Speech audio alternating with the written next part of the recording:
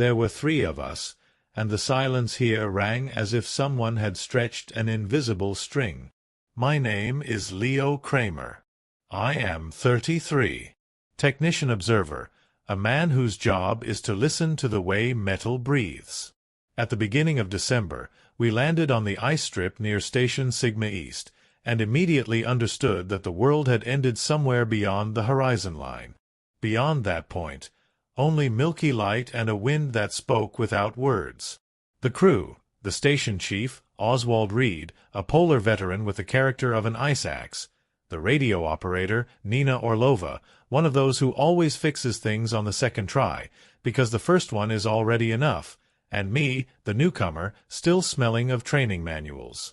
The station was a dome of aluminum and old promises. The main module, the airlock, the diesel generator room, and beneath us, a subglacial level, sealed long ago after some incident no one spoke about. We unpacked crates, checked filters, coughed at the antennas. When night came, Reed ordered us to gather in the central compartment. On the table lay a thin gray folder. Inside, regulations and one sheet with a bold headline. 7 safety rules. Most were boring routine. But one stood out, black against the page. Do not open the inner doors after 2 a.m., even if someone calls you by name. We exchanged glances. Reed smirked as if he'd just heard an old joke. In places like this, you don't ask questions, he said. We signed. The paper crackled like thin ice. The first days drowned in routine. The pulse of pumps, the steady knock of valves, dry reports, wind speed so-and-so, visibility 0, temperature below all meaning. On the 4th day, a blizzard came from the south. The world outside the portholes turned into white porridge, and even the floodlights couldn't pierce it. Light drowned in the storm like a lamp in milk. The station breathed heavier. The metal creaked as if it were dreaming a nightmare. Close to midnight we sat at the consoles. Nina chewed a biscuit, squinting at the external camera monitor where the gray noise behaved far too human. I was logging oscillations, Reed flipping through the journals. At exactly 2:45, the airlock gave a quiet beep. The indicator blinked. Cycle, outer hatch open, close. 10 seconds. Nothing more. We looked at each other again, this time without smiles. Who went out? Reed asked. I'm here, I answered. And I'm here, said Nina. Reed pulled the log onto the main screen. Time, after 2. User not recognized. Manual panel. Old system. No authorization. But beside it, a small anomaly appeared, like a bite mark. The temperature graph at the inner hatch dipped for a few seconds, as if someone had inhaled icy air into the station and immediately moved their mouth away. Static, Reed waved it off. The storm makes ghosts out of noise. Still, he put on his coat and went to the airlock. Nina and I watched through the internal camera. An empty vestibule, bare walls, metal like bone. Reed returned a few minutes later. All clear. Not a snowflake. The electrics are acting up, he said, but in his voice slipped something he didn't seem to notice himself. Doubt. I lay down late, but sleep here was like a sledgehammer to the skull. You shut off and cease to exist. And yet my eyes closed heavily. The line, after 2, itched beneath my skin like a splinter. The blizzard clung tighter to the station. For the next 2 days it groaned under the wind, as if some heavy presence leaned against its walls. We spoke little. At first, the silence was workmanlike. Later, it became expectation. The first to quietly crack was Nina. She sat by her radio modules, pressing the headphones tight against her ears, and she wasn't listening to stations or airports. She was listening to the emptiness on the service frequency. Over and over again, as if trying to hear an invisible child hiding and breathing too loudly. There's something there, she told me on the evening of the 6th day. On a low frequency. It's not noise. I pressed my ear into her world. At first, the familiar white static, the snowfall hiss of the ether. Then, just barely, as if through wet fabric, a breath seeped through. Wrong. Too damp for this dry air. As if someone were breathing with a mouth that shouldn't exist. Atmospheric artifacts, I exhaled. Ice rubbing on the antenna, creating a pattern. Shoo! Nina hunched. Listen. In the hissing, alien words fused together. Not ours, but sewn clumsily out of ours. Fragments of today's sentences, reassembled by unskilled hands. And then I heard my name, in my own voice, but flat, without intonation, like the way people speak in empty offices where they're only shadows. Leo, you're there. You're there. The skin at the back of my neck prickled as if surf broke over me.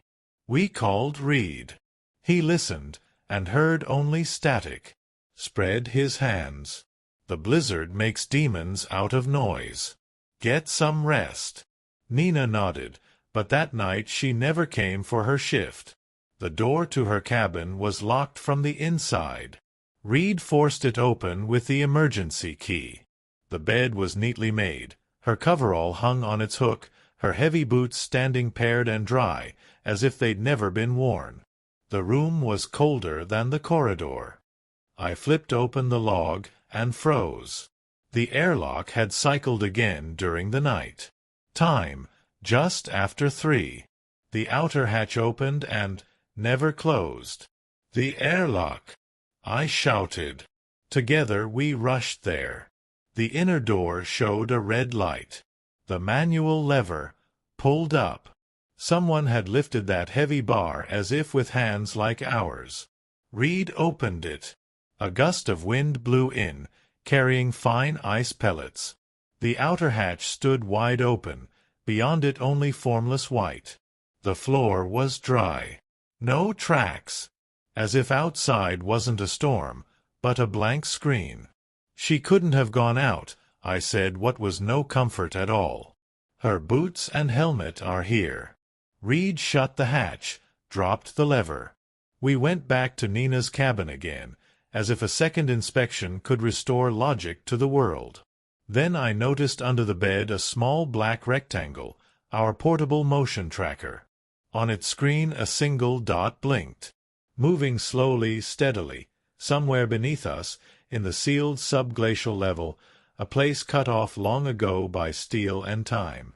Reed stared at the empty map as if someone were gripping his throat. "We're going down," he said, not with the voice of a commander, but of a man who knew that choice no longer existed. The hatch to the sublevel was behind the generator room. Thick steel, crude welds, jagged like someone else's teeth. We dragged in the cutter, the floodlights, 2 crowbars. Words ran out on their own. Sparks flared, the metal smoked with a sweet stench, and time turned sticky like resin. When the seam finally gave way, a breath of old cold sighed out from below, smelling of dust, rust, and something machines should never carry, time itself. A ladder led down into a dark rectangle. Reed went first, I followed. Beneath us began another world, a frozen archive, endless shelves stacked with boxes whose letters had long since vanished. Further on, a laboratory, built from things that look harmless in photographs. Heavy oscilloscopes, glass flasks coated with frost, plates inscribed with foreign words. In the dust were fresh strokes, as if someone had run fingers across it, then remembered those weren't really fingers. We found a container. Steel, rectangular, bolted shut. Several bolts lay scattered on the floor, like teeth knocked out in a rush. Together we slid the cover aside. Inside lay something burned by cold to the texture of paper. It looked human, almost. But the spine bent to where it shouldn't, the fingers were far too long, the joints too many. On its frostbitten skin, a tag with worn symbols and a year I didn't dare pronounce aloud. But the tracker still showed movement, and not here. On the concrete wall nearby, I spotted scratches. Deep, fresh, like claw marks carved into soft butter. Their edges sharp, free of frost. On the floor, a few dark drops. Fresh blood, in a place where time had nothing left to feed on. We searched the entire basement. No one. No sign of Nina, not even a shadow. We went back up and shut the hatch with its punishing weight of steel. I threw on every lock I could find. Reed, silent, added a chain. We both knew it wasn't protection, just a charm to keep our minds steady. From then on, life became one long inhale. We reinforced the lights around the perimeter, switched on every camera, listened to noises as if they were verdicts. The blizzard began to ease. The station grew calm, like a beast that no longer thrashed in its cage, not because it was tired, but because it had learned how to lift the latch. That night, when my shift had pushed past midnight, the camera by the generator room caught movement. Between the dome and the steel housing stood a figure in a polar suit. The height, the build, like one of us. I checked Reed's cabin. He was asleep, heavy, fists clenched even in dreams. I returned to the monitor. The figure turned its head, too slowly, as if muscles were missing. Then it walked along the station side, avoiding the floodlights, as though it already knew where the blind spots were. "Wake up," I whispered into the intercom. We watched the recording together. Reed muttered, "Nina." I wanted to agree, but couldn't. The silhouette, yes. But the walk was wrong. We tried to project the signal onto the main screen. The camera flickered, streaked with interference, then went black. Then the next one. And another. The periphery went blind, as if someone were flicking off switches with fingers they shouldn't have. "Coincidence doesn't exist," Reed said quietly. By morning he decided to go out. Nothing could stop him. He suited up, checked his oxygen, grabbed his tools, and headed for the airlock the way a man goes to an altar, not to a foreign god, but to his own stubbornness. "Keep the inner door shut until I give the word," he told me. I nodded. Watched the small monitor where he was just a figurine against a white backdrop, listened to his breathing. Steady, confident, human. He walked the perimeter, commenting on cable channels, then fell silent. "Leo, there are tracks here," he said after a pause. "Lots of them. They're strange." "Strange how?" "Like boots. Narrow and long. Too many, as if one person walked for himself and his neighbor. And at the antenna mast. Hold on." His footsteps crackled louder, faster. Breathing heavier. A sleeve, Reed exhaled. "Looks like Nina's." Torn. The connection didn't end with a scream. Just silence. Air no longer passed through the mic, and silence itself became sound. The life support indicators stayed green. The system insisted he was breathing. But he wasn't answering. His marker froze 50 meters from the station, a point on skin you can't scratch. That evening, when the sky turned grayer than the ice, the radio came alive and began to repeat, obedient and flat, a voice that wasn't hers. Nina's voice, but not Nina. A phrase looped like a broken music box. "I opened it. Thought it was you. I opened it. Thought it was you." I sat there listening until the words blurred into buzzing, and then into silence. Reed's suit marker stayed green until dawn, and by morning it simply vanished. Not red. Not error. Nothing. Empty. That left me, and the station, which had heard too much. I barricaded the corridor leading to the living block with crates, sealed the bulkheads, cranked the internal microphones to maximum. The hum of fans and the thin song of circulation filled the compartment like the breath of some beast lying beside you, not to devour, but to keep you warm.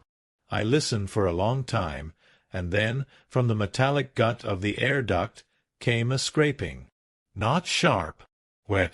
Something soft was rubbing against the walls, moving toward me through the ventilation like the smell of food creeping through kitchen pipes. A red warning light flared on the panel. Unauthorized entry. Biosignature not recognized. Registered on station. 1 human. The system both confirmed and denied my reality. The scraping above me stopped. In the corridor, something heavy shoved my crates from the inside, as though the furniture had remembered it wasn't a wall. I ran to the server room, the only place where the metal was thick as a prayer. The door sealed with a wheel lock. The first blow struck as I turned it from the inside. The second left a dent shaped like a pressed hand, too long, too narrow. I switched on the lights. Hundreds of green LEDs blinked in the racks like winter insects. From the terminal I shot an emergency ping through the satellite, a short help with coordinates. No answer. Only the polite silence of the void. I pulled up the feed from the last camera still alive, mounted right above the server room door, aimed at the corridor. Empty. And then, slowly, a face lowered into view against the lens. Human.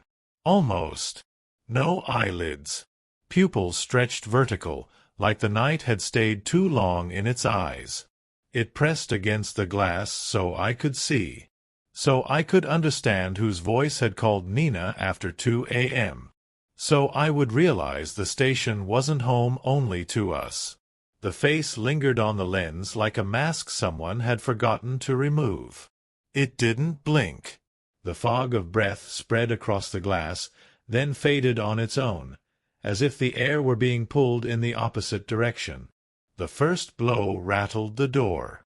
The metal shivered, and inside me everything shivered with it. I found myself counting the server's lights like pulses on a dying patient. 1, 2, 3. Steady. I had to stop staring into those eyes and start thinking with my hands. I opened the local control panel, pulled out an old, resentful wiring diagram. The server room fed off 2 lines, each grounded separately. If I removed protection, rerouted the load onto a single path, I could force a dirty circuit through the central module floor. Power would strike where it was thin. But that was repeating someone else's solution. And to repeat meant to play by someone else's rules. I knew more than cables in this belly. Beneath the dome ran the air regeneration system, with an archaic reserve loop. A liquid absorber that, in emergency, could strip oxygen to near zero and replace it with a dry mix that made humans dizzy but spared machinery. For the living, a trap. For mechanics, just a switch. If I funneled the entire volume not into modules, but into one corridor. A dull scrape over the door. It was searching for a gap. No words, no pretending to be human, just persistence. The stubbornness of matter that had decided it, too, had a purpose. I opened the comms archive. Found Reed's voice quickly, sharp, clipped, like nails hammered into wood. I cut out 2 words. Hold the hatch. I broadcast them through a speaker at the far end of the living sector. Click. The command scattered through empty corridors like keys tossed on a table. Silence fell outside my door. The corridor camera caught a blurred shadow. It stretched, slid sideways, moved away from my threshold, toward the echo of a familiar command. I spun the wheel, slipped out of the server room, and headed the opposite way, to the tech zone, where the regeneration block stood.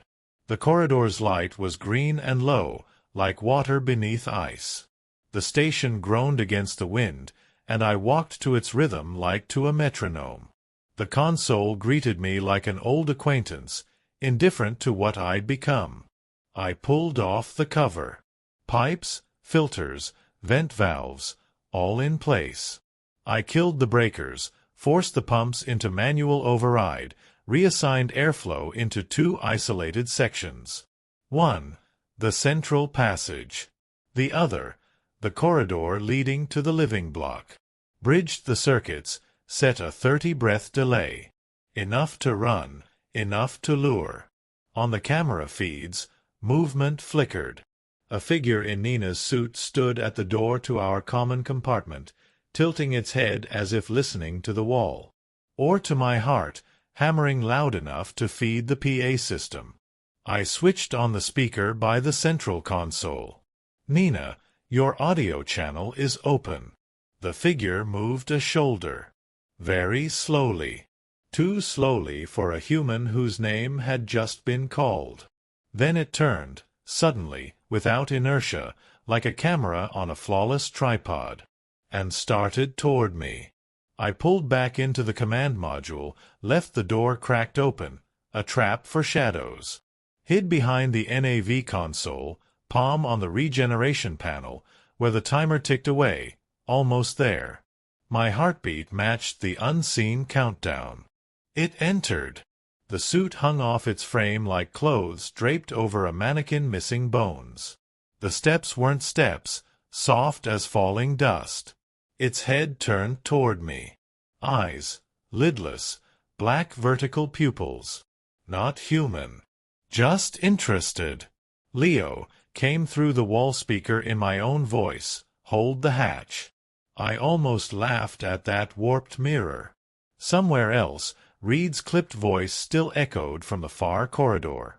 2 lures, 2 sugar cubes for the same hungry colony. It stepped further in, stopped dead center, right beneath the intake vent, where the air came down like water from an ice hole. The timer clicked inside me, not on the panel. I slammed my palm onto the switch. Valves shut like cards on a table. The corridor and command module filled with dry, suffocating air. Not smell, the absence of it. Not wind, the absence of air itself. My ears rang like strings. I crouched, counting breaths aloud to keep control. 1, 2, 3. The thing stopped and, for the first time, made a movement that could be called alive, reflexive. It lifted its head, lips opening like gills. Its chest froze a moment, as if it had forgotten where the button for inhale was. 4, 5, 6. The emptiness rose, light and sticky as cotton candy. My temples turned white. The creature wavered, shifted toward the door, but it was already sealed. It didn't lunge, didn't strike, didn't claw. Just stood watching me, like I was an error it could afford to outweight. 7, 8, 9. Its arms extended. Fingers long, thin, bare, like green cuttings shoved into a borrowed suit. Its skin grayed, or maybe that was just the light. In its hollow gaze stirred an attempt. The mouth closed, opened again. "Leo," it said in my voice, softer this time, as if learning. "Don't." 10, 11, 12. I held its stare, though my skin crawled to flee. Air was ending everywhere at once. In the room, in my head, in my plans. My hands trembled on the console like compass needles over a magnetic desert. 13, 14, 15. The creature tried a step and failed. Knees bent at wrong angles, as if designed by someone who'd only seen humans through glass. It collapsed to the floor. Its face pressed against the metal plate. Pupils ballooned into black coins. Its mouth gaped wider than natural, tearing at the corners. Silence sharpened into bone. 16, 17, 18. Darkness swam into my head. I hit the reverse cycle. Air rushed in like water remembering itself. My temples hammered. The thing lay where it had fallen, stretched out, weightless, hollow. I waited. Another breath. And another. It didn't move. I didn't want to go near it. Instead, I circled wide, keeping distance, and switched on the ceiling side camera. Let the lens watch it, not my eyes. The feed showed the same thing. the body still there, chest unmoving, mouth shut, fingers long and bloodless, like they'd been poured from ice. I didn't check for a pulse. I didn't want to touch it. I cracked the door open just enough to slip back into the server room, spun the wheel shut behind me, leaned my forehead against the cold steel and listened to my own breathing. Alive. Human. Fragile. On the terminal, an icon flickered, then vanished. A short flash, like a satellite relay confirming my distress call. The signal was still out there, rolling across the sky like a red fish in black water. Someone far above had heard, marked it, maybe even replied. But the air between us devoured the words. I wanted to shut everything down and just sit. But my eyes dragged themselves to the corridor feed. The body in the command module lay unchanged. The heat haze above it shimmered like a mirage, though no warmth remained. Fine. Stick to the plan. Secure what still holds. Check the perimeter. Log the session. And wait for what? Nothing but the clock on the wall, a useless toy where time had no power. I grabbed the emergency headlamp, the keys to the sublevel hatch, I don't know why, maybe just to keep my hands holding something, and went back to the command module. The smell of metal and dry dust hit like raw alcohol. I came closer, at a safe distance, and realized I'd been wrong about safety. The face on the floor turned. Slowly. Too slowly. Not with muscles, not with the neck, as if someone were rotating an image on a screen. The eyes were open. Pupils narrow, vertical, with a tiny spark inside. The mouth stretched. What came out wasn't a voice, but a sound. Like glass grinding on glass, trying to become a word. N-I-na. I stumbled back. My hand found the crowbar by the wall on its own. Useless weight against a metal that only laughs. The creature didn't rise. It couldn't. But the sound came again. This time closer to human. Closer to our safe little hello. Like someone reaching for the right note without knowing why. Habit saved me. Don't look where fear drags you, look where the exit is. At the edge of the frame, I noticed the shimmer of light. Not from the body. From the floor. A tile vibrating faintly, like skin bristling. Not from dying fans. From something below. The sublevel. Nina's tracker had shown a dot there. Remember? Yesterday, just one. Today, for a split second, I saw a second flicker. Then it died. Or maybe I just wanted to believe it was a glitch. Leo, the voice came again.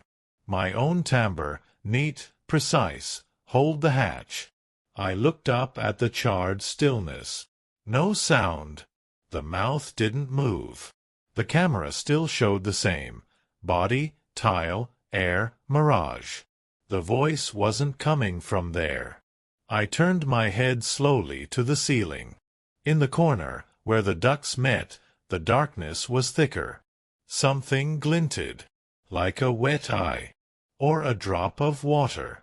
And I understood, the trap in the middle hadn't caught everything. The center is only where we stare. The paths always come from the sides. I killed the speakers. Air went flat. Picked up the radio, dead, but my hand clutched it anyway, like a crucifix that doesn't protect but helps you breathe. And walked to the sublevel hatch. The locks were intact, the chain pulled tight.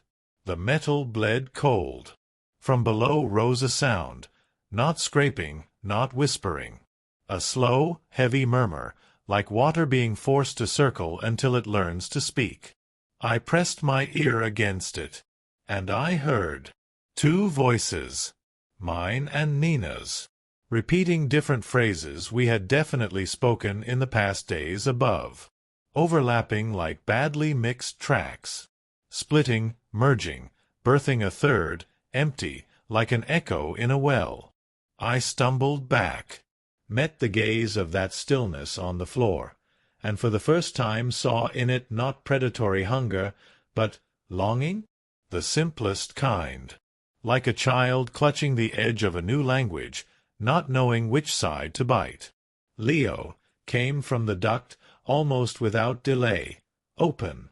I closed my eyes for a single breath, opened them, and took the most human thing I had left, besides fear, a hand recorder. Pressed the red button and, steady, as if reading instructions, said, "After 2, do not open, even if someone calls you by name." I looped that cycle through every speaker in the station. Let it hear our rules, the way we had heard its lack of them. Let it imitate. Let it try to live by paper not its own. The corridors filled with the phrase, simple as a nail. The station heard itself. Something above shifted back. Below, the noise faltered, like footsteps losing rhythm. And then everything grew thinner, as if the frozen desert had bent an ear toward our little dome, and decided to listen, too. I knew there was no more time. Not for night decisions, not for the right ones. A side had to be chosen. And I had only one, the side of what breathes, of what airs, the living. I took the toolkit, strapped on the headlamp, cast one last look at the motionless body in the command room, and moved to the hatch. Downward. Into the dark. Into what the station had hidden because it couldn't understand. My hand closed on the frozen chain. The metal sang, thin, almost kind. I inhaled deeply and began removing the locks. The cover didn't swing free right away. The bolts resisted like living things, unwilling to release what they kept. The last one snapped with a sound that went down my spine like ice water. I lifted the lid. A breath of ancient, arid air rushed up, smelling of iron and something sweet, rotten, like sugar left too long in the snow. The ladder dropped 5 meters into shadow. I aimed my light, frost-lined walls, like the inside of an old freezer that had forgotten its job. I stepped down. The air was heavier, metallic. One rung. Another. Each creak exploded like a gunshot in the silence. At the bottom stretched a corridor in both directions. Concrete walls, low ceiling, pipes rimmed with frost. Silence so dense it seemed any moment you might hear the station's heart beating in the walls. I switched on the recorder, speaking softly, so at least the metal would know I hadn't lost my mind. Leo Kramer. Descending into the lower level. My voice rang too loudly, and the echo was longer. A second later, from the dark, came my own voice in reply, but with different words. Descending here. I froze. Swung the beam left. Nothing. Right. Nothing. But the air had grown heavier. I moved, crowbar in hand like a blind man's cane. After some meters, the corridor opened into a vast archive. Ranks of metal shelving, stacked with boxes. Lined up like soldiers, but some shifted, as if someone had been through recently. On the floor, tracks. Not human. Narrow, elongated, as though barefoot, but with extra joints. I stopped. My light caught gouges in the wall. Fresh. Sharp. Like wounds. I brushed them with my fingers, cold, and the chill ran up into my shoulders. Leo whispered behind me. I spun. Nothing. Just shelves. Just dust. But the voice was mine. My intonation. As if I'd spoken into my own ear. The recorder in my hand blinked red. And then from its speaker came a loop. Leo. Leo. Leo. I realized it wasn't only recording. It was repeating. And not like a machine should. I stuffed it back in my pocket and pressed on. The next door opened into a laboratory. My beam swept across benches, all crusted in frost. In the glassware, frozen droplets stared like eyes. Old liquids lay in hardened puddles of strange colors. And in the center, a massive container, like a sarcophagus. Open. I approached. Inside, empty. The mummified body Reed and I had found yesterday was gone. The crowbar slipped from my hands. My heart fluttered like a trapped bird. I stepped closer. Only rags remained, a tag with a number, but no body. On the lip of the sarcophagus, fresh marks. Drops of blood, still liquid. Then, from behind the wall, a screech. Something long, clawed, scraping concrete. I lifted the crowbar, swept the light. For an instant, in the doorway, a profile. Human. Nina. Her face ashen, lips cracked, eyes too wide. She stood staring, mouth moving soundlessly, like rehearsing words. Nina. I shouted. She stepped once. The light flickered. And when it steadied, the doorway was empty. I ran there. Nothing. Only a shadow sliding down the far corridor. I pulled out the recorder again. From its speaker came my voice. But not what I had said. It was speaking for me. She is inside. You opened. My throat locked. I snapped it off and ran back toward the passage. One thought in my head, get topside, before the station decided I belonged to it too. But above, another sound was waiting. From the airlock came a muffled chime. The panel flashed, outer hatch, open. I ran. On the monitor a figure appeared. Tall, in Reed's suit. He stood at the threshold, back to me, staring into the endless white beyond the door. Reed! I shouted. The figure turned slowly. His face was gray, eye sockets filled with vertical black pupils. He raised a hand, touched the camera. The screen went black. In my headset, a whisper slid in, my own voice bent wrong. Leo. Time to go home. I stumbled back from the screen as if burned. Inside, the cold would not leave. The panel glowed red, airlock engaged. I rushed into the vestibule. The inner door locked, but across the glass a shadow slid into view. It stopped. For an instant, a face peered back. My face, with cat-slit pupils and ashen skin. I hit the override, the system shrieked, and the hatch cycled shut in reverse. Red, yellow, green. Empty again. Just me and my breath. Damn it, I muttered. Back in the central module, a hollow pounding. Then another. Rhythmic, like footsteps on steel. From above, from the dome. I switched cameras, all external feeds, dead. Only the internal net alive. Then I understood, it wasn't outside. It was already inside.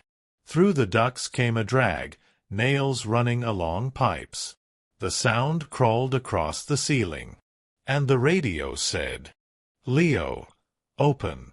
I've returned, Reed's voice, firm, commanding. It's me. I pressed the mic. Where are you? Silence. Then, in the airlock. But I had just been there. Empty. And I had already seen his face. It wasn't true. I didn't answer. Then the voice shifted. First static, then my own voice, hollow. Leo, I have come home. I threw the radio onto the table, and knew I had two choices. Lock myself in the servers and wait for rescue, or gamble everything and go down again, where it had all begun. I chose the second. The sublevel greeted me with the same stale air. But different, water dripped from the ceiling. The temperature had risen.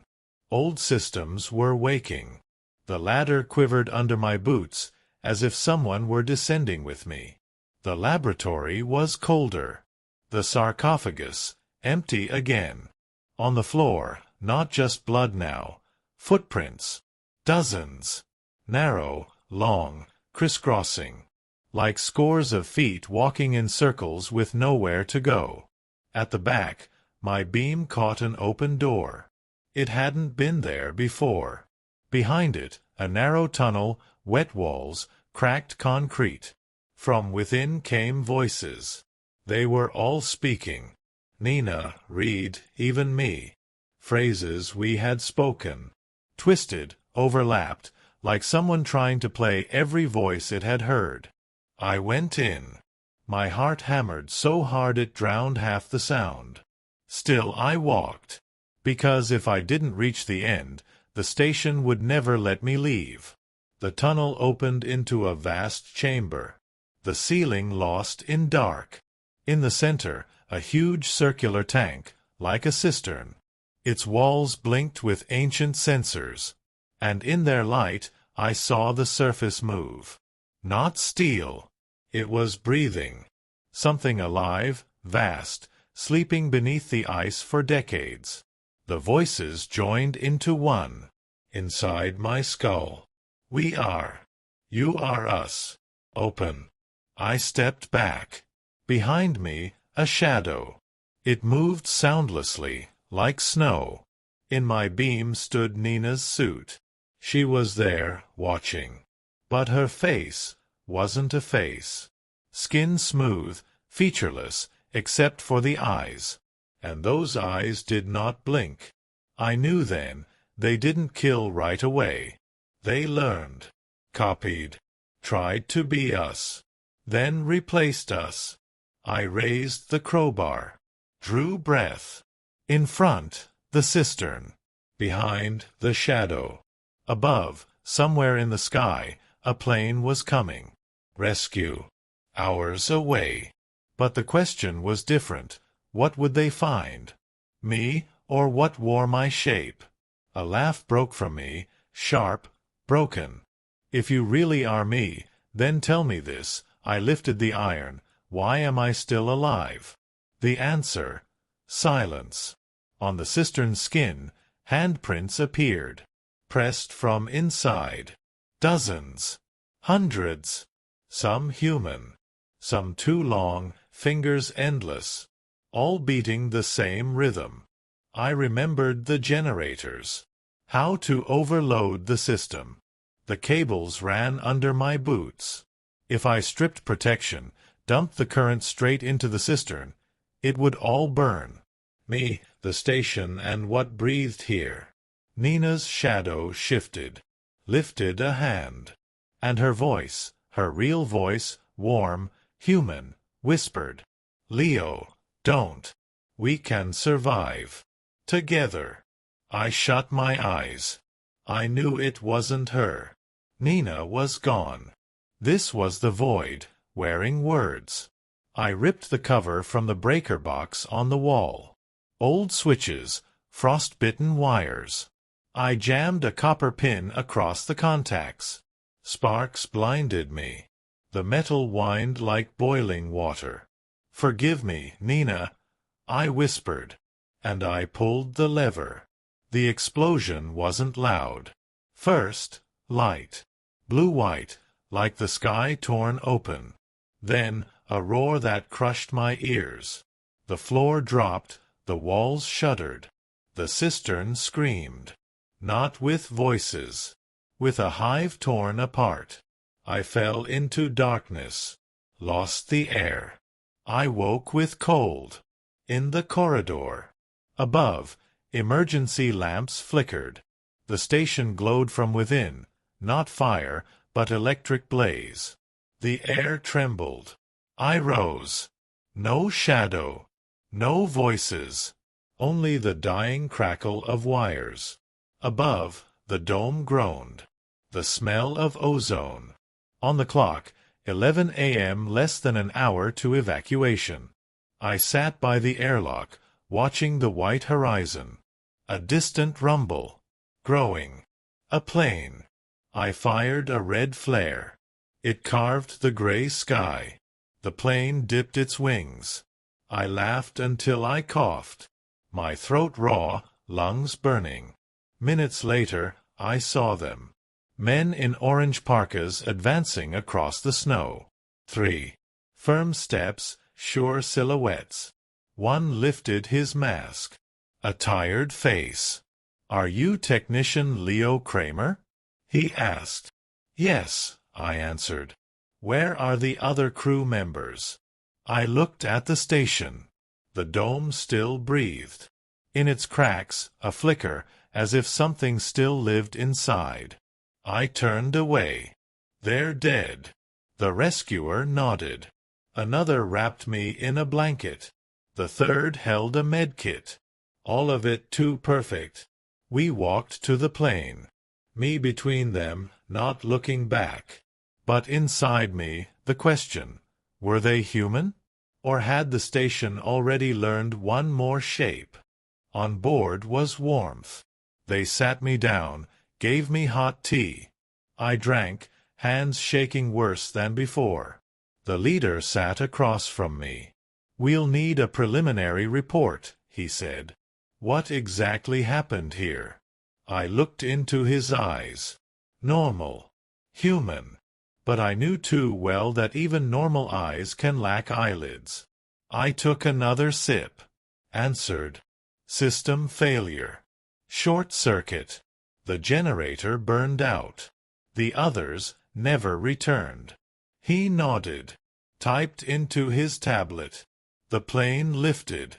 The station shrank, a speck in white. I closed my eyes. And saw again that face in the camera. Mine. And the voice. "Leo. Time to go home." I understood. I had left. But I didn't know if I'd left alone. The plane flew north, toward a safe sky. I wrapped myself tighter in the blanket, and, for the first time, allowed myself to believe I had escaped. But when the steward handed me a second cup of tea, I froze. On the ceramic, a mark. Thin. Elongated. From fingers too long. I raised my gaze slowly. The man in the orange parka smiled. And could not blink. If this story touched you and you want more, stay with us. Subscribe, leave a like, so you don't miss the moment when the next story knocks at your door. And in the comments, write a single word, the one that stayed with you today. From that word, our next story may begin.